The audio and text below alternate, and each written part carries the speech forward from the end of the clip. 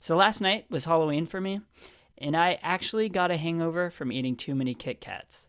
I didn't think that was possible, but I guess it is. And coincidentally, this scene is a Halloween themed scene. So that means I have to spend the next few minutes talking about candy. I literally am on the verge of vomiting. So I'm going to try to get this over with as quickly and easily as possible. The scene is called Phyllis's Chocolate Covered Cherries, and it's about Haemophilus influenzae.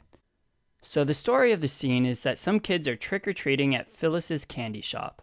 You may notice that we're using a lot of reddish and pink hues for this scene.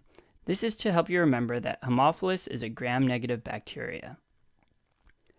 So we've named the store Phyllis's Candy Shop after Haemophilus, or Haemophilus.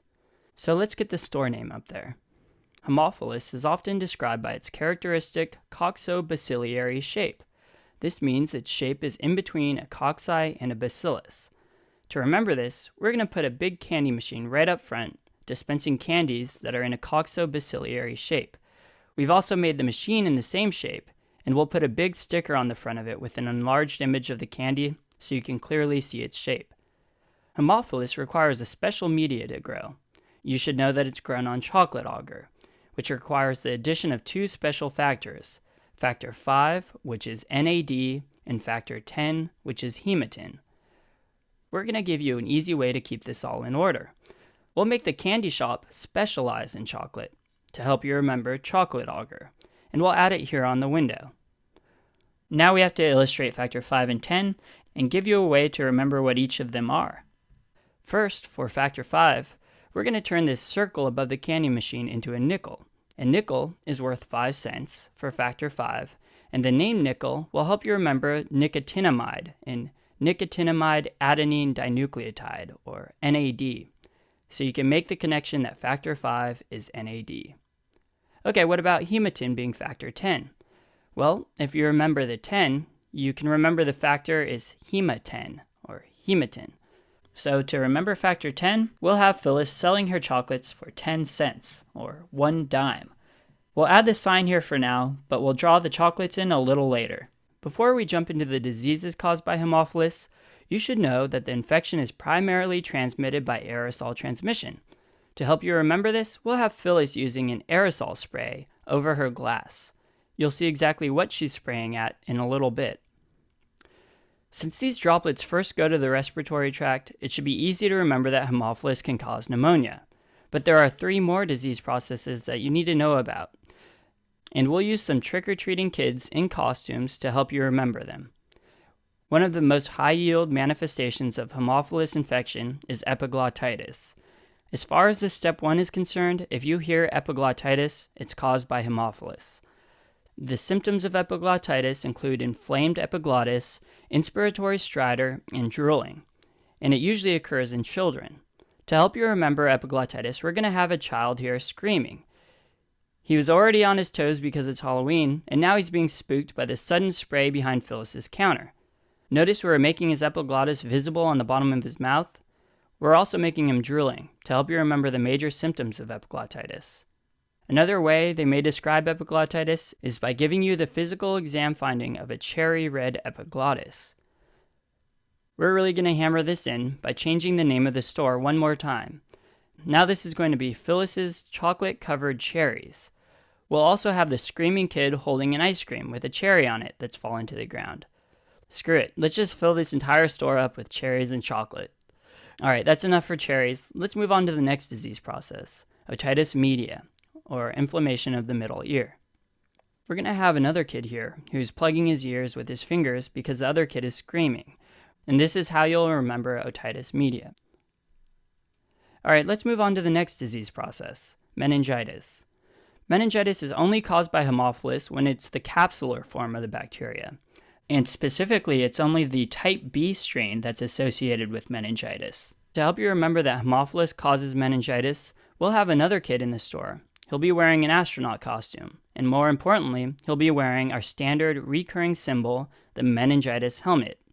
And to remember that it's specifically the type B capsule that causes meningitis infections, we'll have our capsule symbol on the glass case here with a bee flying around it. So that's what Phyllis is spraying that aerosol spray at, And it's also our way to remember B for type B capsule that causes meningitis. That's almost everything we're going to cover for the disease processes. But Haemophilus can also cause other diseases, such as sepsis and septic arthritis, but this is usually more common in patients who are splenectomized. This should come as no surprise to you, because the spleen is required to remove encapsulated organisms. So just like splenectomized patients or sickle cell disease patients are more at risk for strep pneumo infections, they're also at risk for Haemophilus infections. To remember this, we're going to strap some sickles to the two kids here dressed as knights. And these sickles should remind you that patients with sickle cell disease are more susceptible to Haemophilus infections. Haemophilus meningitis has almost all but been eradicated in the US because of vaccination efforts. The vaccine covers only a specific type of capsular antigen, but fortunately it's a type that causes meningitis, the type B capsular antigen. Remember that this is the opposite of the Neisseria meningitidis vaccine. The Neisseria vaccine was for all of the types except for type B. Anyway, so that you remember that there's a vaccine and that it's for the type B capsule, we'll give our Space Explorer a gun that looks like a syringe, or a vaccine. Since he's standing nearest the capsule with the B, you'll remember that the vaccine is for the type B capsule. There are a couple more details about the vaccine you should know. The vaccine consists of a polysaccharide of the Haemophilus capsule conjugated to the diphtheria toxoid, which is a protein that increases immunogenicity of the capsular polysaccharide so that the body can produce a strong IgG response. Additionally, examiners may ask when would be the most appropriate time to vaccinate children, and the answer is between 2 and 18 months. So to remember that the vaccine consists of a polysaccharide conjugated to the diphtheria toxoid, we'll have a sign here that says there's a special for sugar-dipped cherries. We'll bold the dip for diphtheria, and you should be able to recall that it's bound to diphtheria toxoid. To remember that the vaccine is ideally administered between 2 and 18 months, we'll make the cost of the special sugar-dipped treats to be $2.18. So the 2 and 18 for ages 2 to 18 months. I can't say I necessarily agree with Phyllis's pricing scheme here. Chocolate-covered cherries are 10 cents and sugar-dipped cherries are $2.18, and they're on sale. I think Phyllis needs to spend a little less time making candy and a little more time taking an econ class. Anyway, let's move on to the treatment of Haemophilus. In general, you'd use a beta-lactam antibiotic, and for meningitis or systemic disease, you should remember ceftriaxone.